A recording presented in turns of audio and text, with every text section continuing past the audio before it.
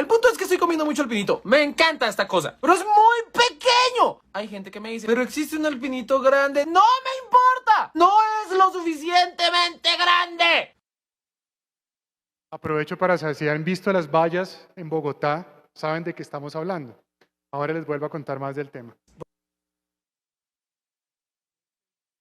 Un gran influenciador del mundo que fue el protagonista del Super Bowl 57 que acaba de pasar hace un mes. What's the biggest thing you've ever made? The biggest thing I've ever made? Probably these nuts. When Jimmy told me about D's nuts, I knew it was going to be huge. When Jimmy first told me about D's nuts, I thought he was crazy. I love these nuts. Same. I keep a pair on me at all times. These nuts taste so good. It's like this amazing peanut butter chocolate flavor. Nut tap. That's good nuts. You have to try these nuts. Go to Feastables.com right now if you want some nuts in your mouth. Pues acabaron de ver a Janfrey el Tierno. Janfrey el Tierno, para los que no lo conocen, es un niño del Chocó que por pura casualidad se volvió famoso porque sus padres grabaron un video y ahora tiene 1 millón de seguidores en Instagram que quieren saber qué hace en su día a día. Y de pronto, con este cambio que estoy mencionándoles, figuras como Janfrey protagonista en los spots que en el pasado estaban reservados para personajes como Higuita.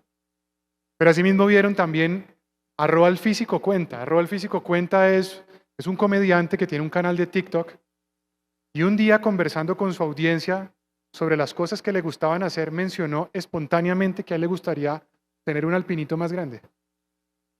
La marca escucha y se crea un nuevo producto que si no lo han escuchado, los invito a que lo vean. Es una campaña muy interesante que hasta ahora está saliendo, se llama el Alpilitro. Nuevamente una conversación espontánea que vive dentro de las redes sociales, trasciende las redes sociales al mundo real.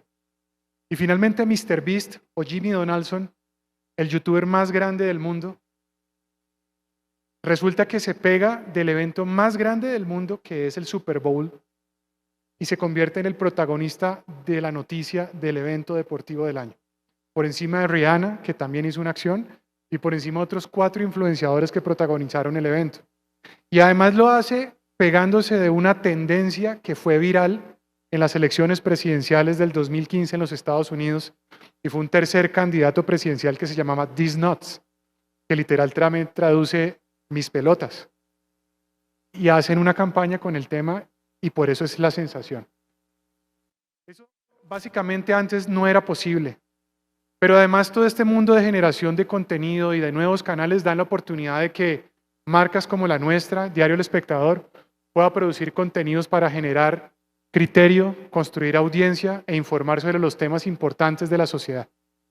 ¿Sabes cuál es el secreto del éxito? Elegir una carrera que te haga feliz. Porque si tú eres feliz, todos a tu alrededor lo serán. Si eliges tu vocación, no habrá decepción. Y no sentirás que trabajas un solo día de tu vida. Podrías hacerlo gratis. Así que piénsalo. ¿Qué cosa harías por el resto de tu vida sin aburrirte un solo segundo? ¿Qué es eso que te hace latir el corazón? ¿Que te quita el sueño? ¿Que te hace vibrar? No dejes que nadie corte tus alas. No importa tu género, tu color de piel. No importa tu situación social o económica. La pobreza está en la cabeza. Cuando tú quieres, puedes.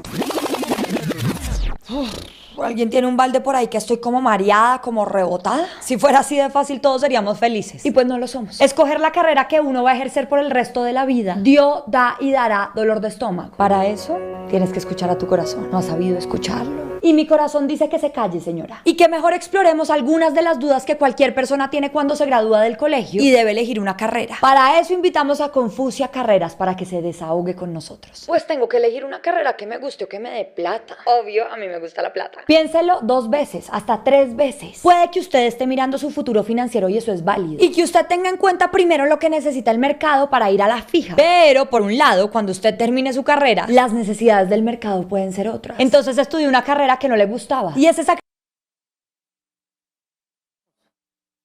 ¿En qué momento cambió todo esto tan rápido? ¿En qué momento figuras que antes no tenían estos espacios ahora los tienen disponibles? Pues la realidad es que pues no tenemos muy claro esa respuesta. Todo este concepto, todas estas cosas que están ocurriendo están pendientes por resolver, no solo en Colombia, sino en el mundo. Y en parte es porque todas estas barreras se cayeron y ahora tenemos una producción de contenido completamente democratizada.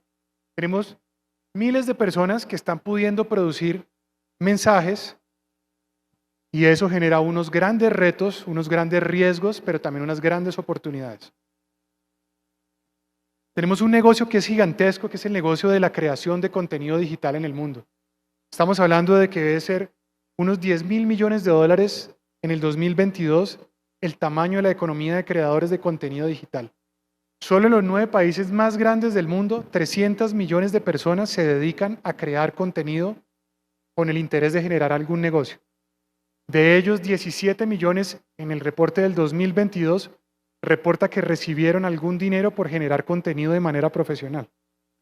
Si nos trasladamos al mercado colombiano, se estima que hay unas 500.000 personas dedicadas a producir contenido, pero no tenemos claro cuántas de ellas lo hacen profesionalmente y cuántas de ellas en realidad reciben un ingreso que pueda decirse que los haga unos profesionales de la creación del contenido. Y esto nos deja una gran pregunta y es, ok, vamos a suponer que efectivamente todas estas personas son profesionales. ¿Cómo se distribuye este negocio entre los generadores de contenido en el mundo? Bueno, la verdad es que las preguntas siguen.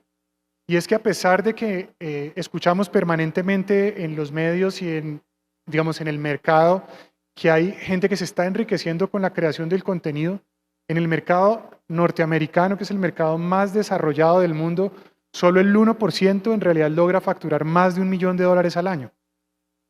Parece una cifra muy grande, pero cuando lo pasamos al 65%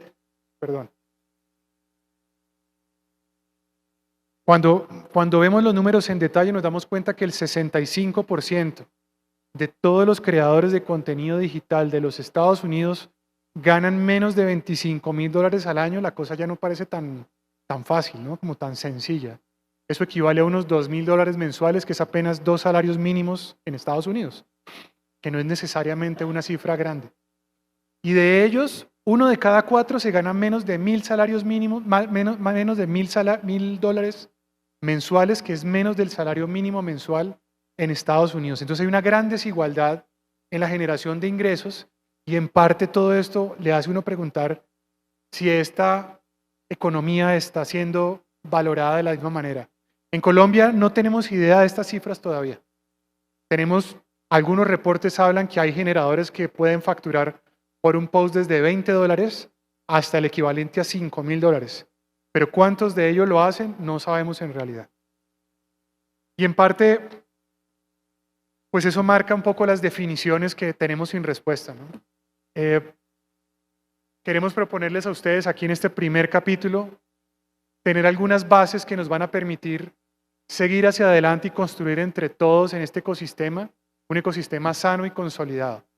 La primera de ellas es hacer una primera diferenciación entre lo que significa y lo que debería significar 3 conceptos que se usan mucho todo el tiempo en el mercado publicitario, que son la figura de una celebridad, la figura de un influencer y la figura de un creador de contenido digital. Les pongo este ejemplo en pantalla. Una celebridad como Hugh Jackman, todos lo conocemos porque es el actor detrás de Wolverine.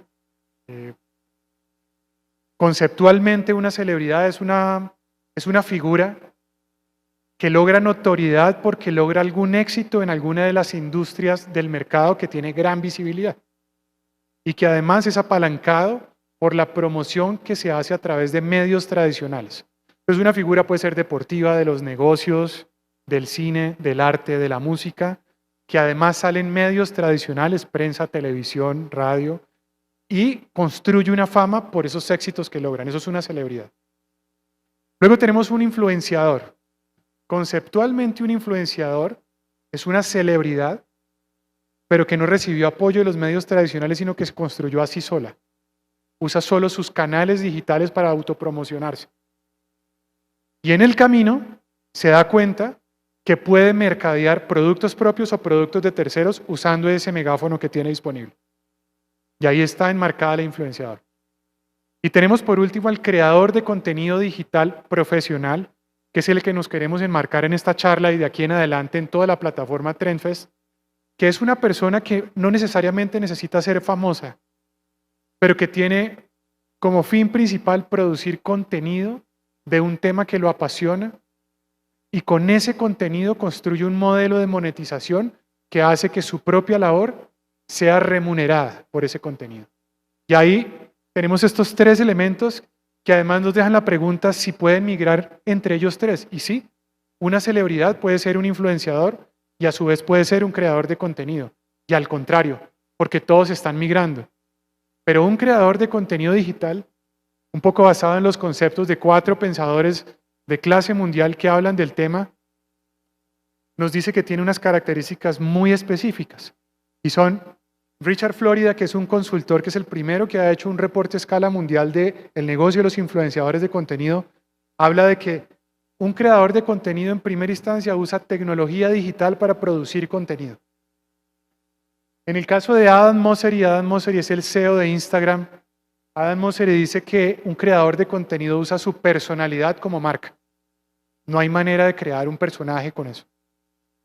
Sofía Kuntur agrega un poquito más y es que no es suficiente para un creador de contenido digital generar contenido, sino que tiene que haber una intención de ganar algún dinero con este contenido. Y finalmente, Lourdes Morelo le agrega una mezcla y es que de todos modos tiene que recibir una contraprestación económica de manera independiente y no precedido por algún sponsor. Y estos 4 conceptos nos llevan a que un creador de contenido digital debe tener al menos estas 3 características. La primera es que use tecnología digital para generar un contenido único. La segunda es que necesita los canales digitales para distribuir ese contenido. Y la tercera es que desde el inicio tiene un modelo de negocios claro que le permite monetizar este contenido de alguna manera. Y esta definición nos lleva al origen de Fremfest y el origen de por qué Comunicantec y El Espectador quiere enfocarse en este grupo de población que a nivel mundial se conoce como la clase media de creadores de contenido digital.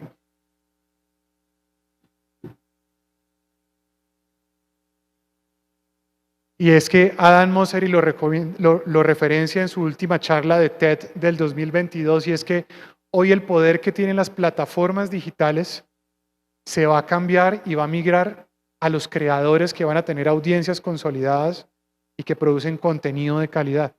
Y allí nace Trendfest, que busca precisamente eso, y es profesionalizar la labor de los creadores de contenido digital, aprovechando estas sinergias que tenemos para proponerles nuevas tendencias, herramientas, oportunidades en este negocio que, aunque en Colombia no conocemos su tamaño, es multimillonario. Para ello, me ayudan amigos de producción que... Para ello, Trendfest se basa en cuatro pilares. El primero de ellos son capítulos, sesiones B2B como esta, sesiones donde invitamos a líderes del sector a que nos cuenten sus experiencias, invitamos a marcas, aliados nuestros y expertos en la materia que nos van a hablar de retos y oportunidades por diferentes industrias del mercado. Hoy estamos hablando en términos generales de la economía y ese sería un poco el desarrollo de este tipo de reuniones. El segundo capítulo, el segundo pilar está basado en una feria anual donde lo que buscamos es generar una cercanía entre los creadores de contenido y sus seguidores, que se conozcan, que puedan conocerse, y en paralelo generamos una experiencia festiva abierta al público general, donde la gente pueda entender y responderse la pregunta que hoy muchos adolescentes están haciendo es, si yo quisiera ser un profesional de creador de contenido, ¿qué debería hacer? Ese espacio está pensado para que puedan resolver esa pregunta. El tercer pilar es el reporte Trendfest, y este es un gran aporte que queremos hacerle al sector, y es basado en una metodología que construimos en El Espectador con uno de nuestros aliados, darle un insumo al ecosistema digital para que puedan tomar mejores decisiones en los negocios de la economía digital. Finalmente, los premios Trendfest serán un reconocimiento a la labor de los generadores de contenido digitales profesionales basados en su eficacia y eficiencia durante el año en vigencia. Quiero hacer una mención especial al reporte Trendfest, porque creemos que es una herramienta fundamental para el desarrollo de esta economía hacia adelante. El reporte TrendFest es un documento que espera ser transparente para todos los que vayan a aparecer en él y los que quieran participar, y está basado en 4 factores principales. El primer factor es la inversión de anunciantes en su contenido, y es que un creador de contenido digital profesional que no tenga participación dentro de sus canales no podría considerarse un creador de contenido profesional. Ese es un factor que se evaluará dentro de la metodología. El segundo factor es el impacto en su comunidad, y es lo que conocemos tradicionalmente como engagement y los indicadores de gestión que tienen las redes sociales, principalmente de alcance, interacción y ese tipo de elementos que también son muy importantes para un generador. El tercero tiene que ver con el emprendimiento empresarial y es qué tan posible ha sido para ese creador de contenido digital trascender de esa influencia en el mundo digital al mundo real. Les pongo el caso de MrBeast. MrBeast, con su fama, construyó una cadena de hamburguesas que se llama MrBeast. Y hoy el negocio de él factura más al año por sus hamburguesas que por lo que hacía como creador de contenido digital. Y finalmente, la calidad de contenido, que es el aspecto que como medio intentamos promover, y es que el contenido que produzca este generador de contenido sea relevante y tenga una calidad mínima para que valga la pena ser mencionado dentro del reporte. Con todos estos aspectos que estamos mencionando, queremos agradecerles a todos nuevamente su presencia, decirles que toda esta documentación va a estar en el sitio web de Comunicantech, www.comunicantech.com, y los invitamos a quedarse en el resto de las sesiones. Tenemos varios invitados que disfruten la sesión y se vinculen con nosotros en esta plataforma en el 2023. Los anunciantes que nos han acompañado en esta versión y a futuros anunciantes que se quieran vincular, de antemano, muchísimas gracias por su apoyo. Bienvenidos y buenas tardes.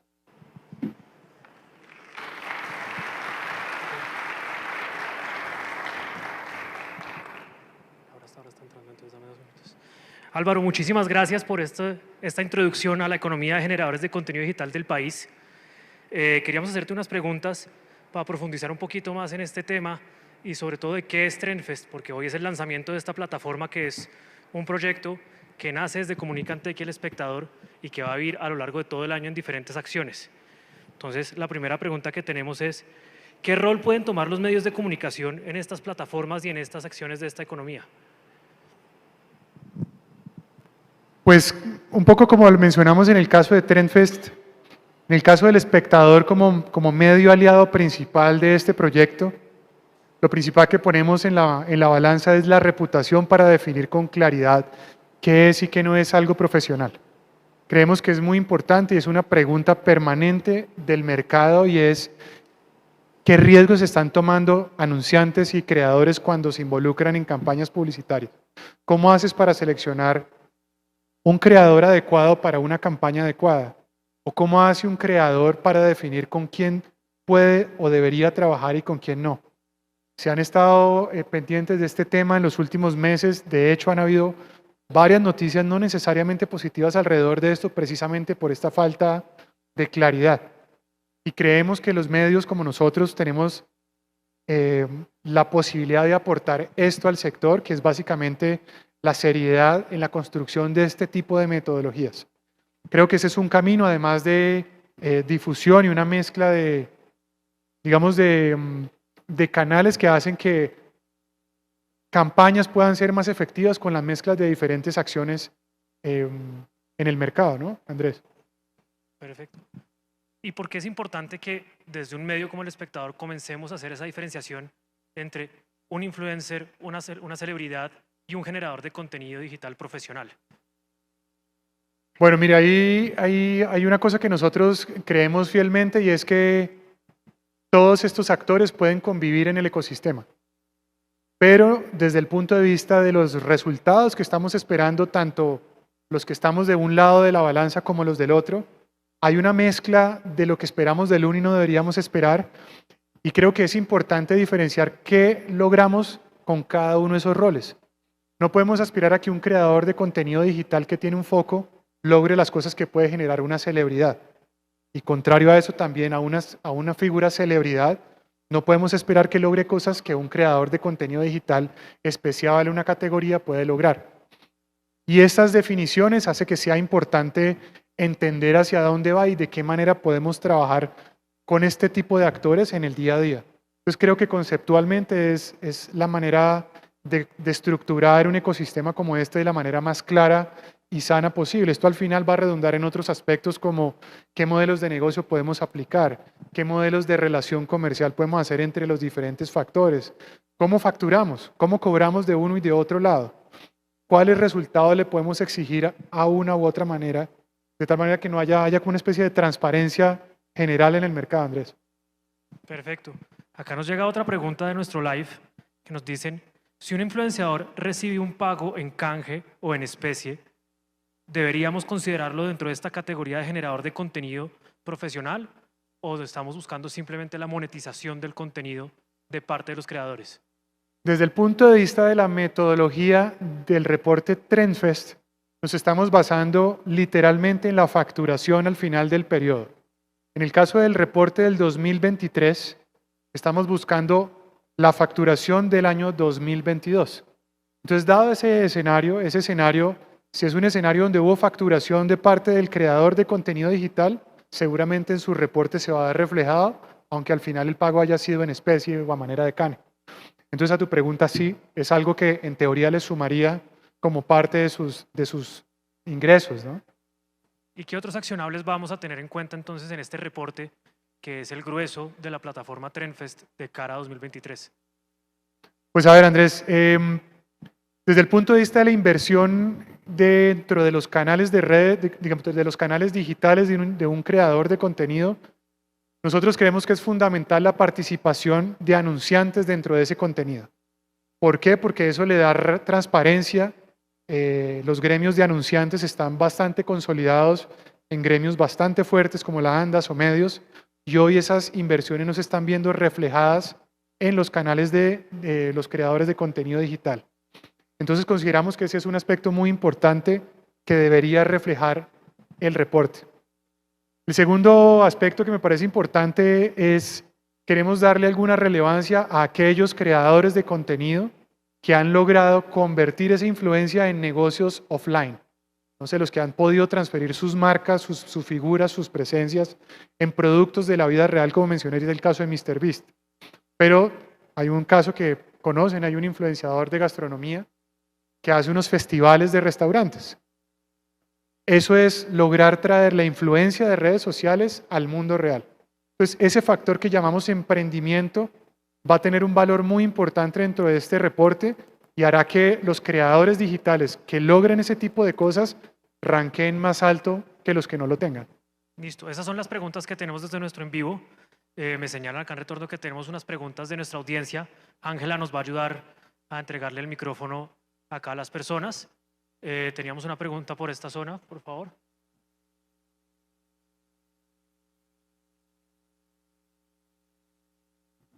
En este momento, pues invitamos a toda la audiencia que está presencial acompañándonos acá en este evento, que si tienen alguna pregunta sobre la plataforma o sobre la información que acaba de compartir Álvaro con nosotros, por favor levanten la mano y ya nos acercamos con el micrófono a ustedes. Álvaro, desde el influencer marketing, nosotros hemos categorizado a los influenciadores como macro, micro y hasta nano. Depende obviamente de los seguidores. ¿Desde la premiación las categorías estarían divididas o sería categoría única? No. Como tenemos en este momento proyectados los premios, son en primera instancia basados en el reporte Trendfest. El reporte Trendfest considera el volumen el alcance, digamos, de un influenciador como solo uno de los factores, lo mencioné ahorita, que se llama el impacto en la comunidad. Ahora, dentro del factor impacto de la comunidad, el volumen de seguidores es importante, pero no es el único factor. Hay una mezcla de factores con diferentes pesos. Te menciono un par de ellos. Uno de ellos es el alcance en personas de las publicaciones durante el año. Ese es uno de ellos.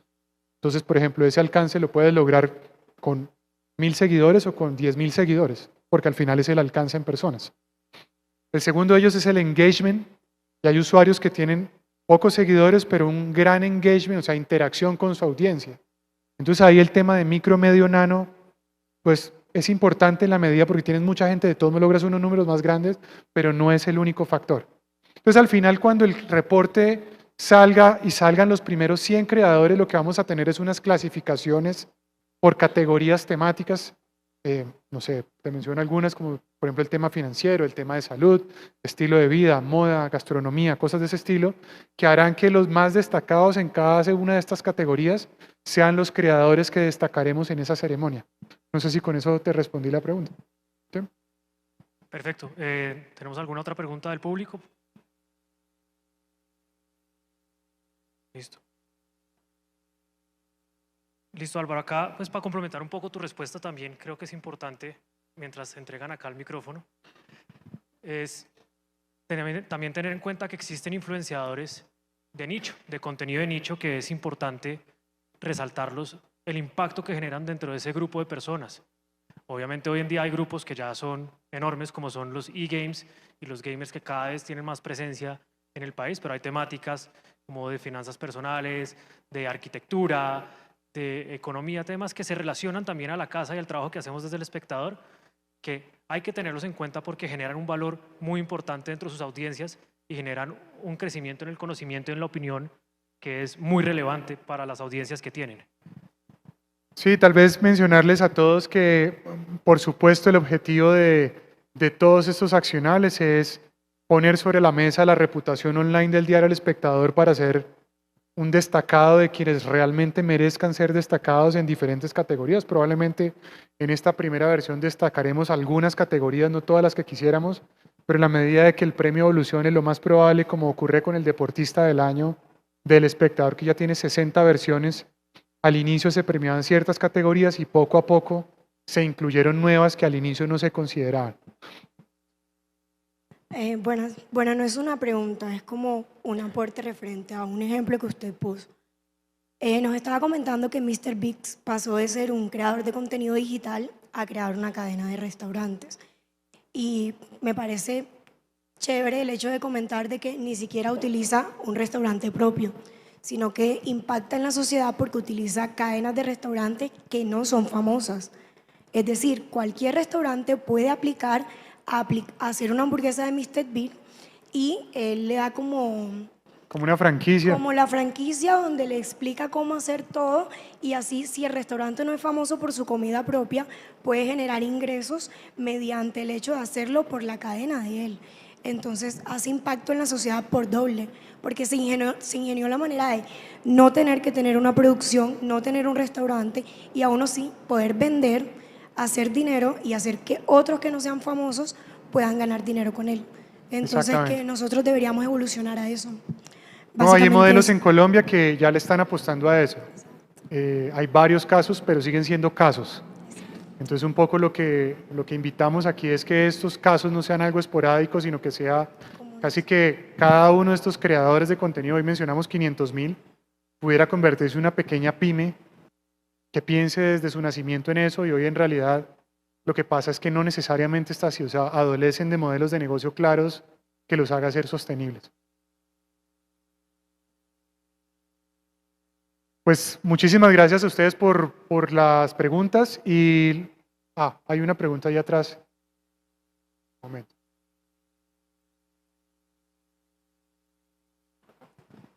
Perdón, pero ¿cómo puede afectar este ranking los generadores de contenido? No te entendí la pregunta. Que cómo este ranking puede afectar a los distintos influenciadores y pues la forma en... Honestamente nosotros no creemos que los vaya a afectar. Yo creo que lo que va a servir es como un termómetro de la gestión de estas personas dentro de una actividad que todos ellos consideran como profesional. De hecho, nosotros creemos en eso. Y lo que les estamos dando es una herramienta para que puedan destacarse dentro de sus diferentes nichos de trabajo. Entonces, eventualmente un creador que en el año 1 rankeó en el 80, va a poder saber por qué rankeó en el 80 o por qué no quedó, y en el siguiente año de gestión va a poder trabajar esos puntos que tal vez le quedaron flacos para poder ascender en el ranking. Eso desde el punto de vista del creador. Ahora, desde el punto de vista del anunciante, quien está buscando trabajar con un creador, pues para el anunciante también es relevante saber qué creador está haciendo bien la tarea, porque con ese que está haciendo bien la tarea probablemente le gustaría trabajar más que con otro que no esté haciendo bien la tarea. Y eso le da un poco de transparencia al sector. Entonces es una herramienta transparente para todos los miembros que todos lo pueden usar y basarse en ella para ir mejorando sus accionables durante el año.